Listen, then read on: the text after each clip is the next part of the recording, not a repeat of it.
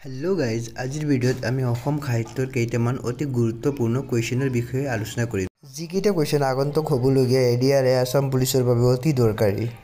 আজিৰ প্ৰথমটো প্ৰশ্ন হৈছে তলৰ কোনখন গ্ৰন্থ মাধৱ কন্দলীৰ ৰচনা নহয় বুলি সন্দেহ হয় আৰু ইয়াৰ শুদ্ধ উত্তৰ হৈছে option A Debajit question number 2 শংকৰদেৱে কাছাৰীৰ উপদ্ৰৱ সহিব নোৱাৰি প্ৰথমে ক'ত আশ্ৰয় লয় আৰু ইয়াৰ শুদ্ধ উত্তৰ হৈছে অপশ্যন বি গাংমৌত কুৱেশ্যন নম্বৰ 3 শংকৰদেৱক ভগৱতখন দিয়া লোকজন কোন আৰু ইয়াৰ শুদ্ধ উত্তৰ হৈছে option A Jagadish Mishra question number 4 ভগৱত প্ৰস্ত শংকৰদেৱৰ কোন শ্ৰেণীৰ ৰচনা বুলি ধৰিব পাৰি আৰু ইয়াৰ শুদ্ধ উত্তৰ হৈছে অপশ্যন এ অনুবাদমূলক কুৱেশ্যন নম্বৰ 5 তলৰ বাক্য কেইটাৰ কোনটো শুদ্ধ অপশ্যন এ শংকৰদেৱ অসমীয়া নাট্য সাহিত্যৰ জন্মদাতা অপশ্যন বি ওজাপালিৰ প্ৰভাৱেৰে তেওঁৰ বৰগীত ৰচনা কৰে অপশ্যন চি শংকৰদেৱৰ প্ৰথম নাট কেলিগোপাল অপশ্যন ডি শংকৰদেৱৰ নাটকক প্ৰহসন বোলে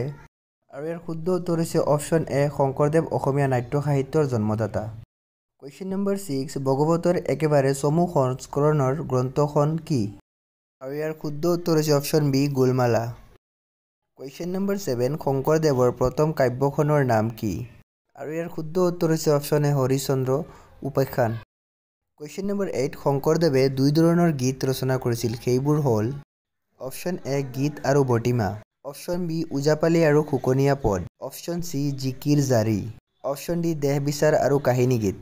আৰু ইয়াৰ শুদ্ধ উত্তৰ হৈছে অপশ্যন এ গীত আৰু বটিমা কুৱেশ্যন নম্বৰ 9 শংকৰদেৱৰ বক্তৃত্বমূলক গ্ৰন্থ কোনখন আৰু ইয়াৰ শুদ্ধ উত্তৰ হৈছে অপশ্যন নম্বৰ এ ভক্তি প্ৰদীপ কুৱেশ্যন নম্বৰ 10 মাধৱদেৱৰ পিতৃৰ নাম কি আছিল আৰু এই কুৱেশ্যনটো আপোনালোকৰ বাবে এই কুৱেশ্যনৰ উত্তৰটো আপোনালোকে কমেণ্টত জনাই দিব